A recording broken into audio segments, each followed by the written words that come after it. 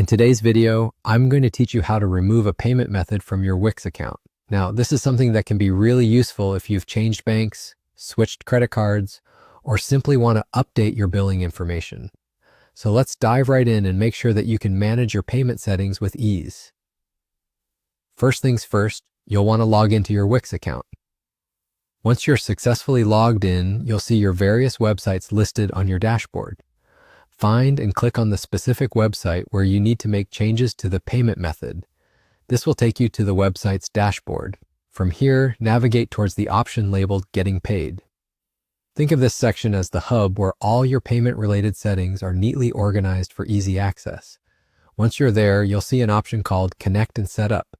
Click on that, and it will direct you to another area where you manage the payment methods linked to your account. Now, under this section, there will be a button labeled Connect Payment Method.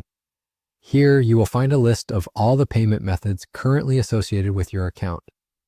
Since this is a sample walkthrough, let's say that our demo account isn't actually connected to any specific payment method at the moment. But for those of you who have an active payment method here, you will see the option labeled Disconnect instead of Connect. It's really that simple. By clicking on Disconnect, you remove the payment method linked to your account. This ensures that no further payments can be processed with that particular method until you decide to reconnect it or add a new one.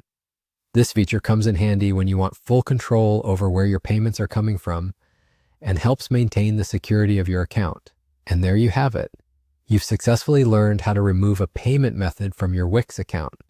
It's a really straightforward process, but taking the time to keep your payment methods up to date is important for the smooth functioning of your transactions and the security of your financial information.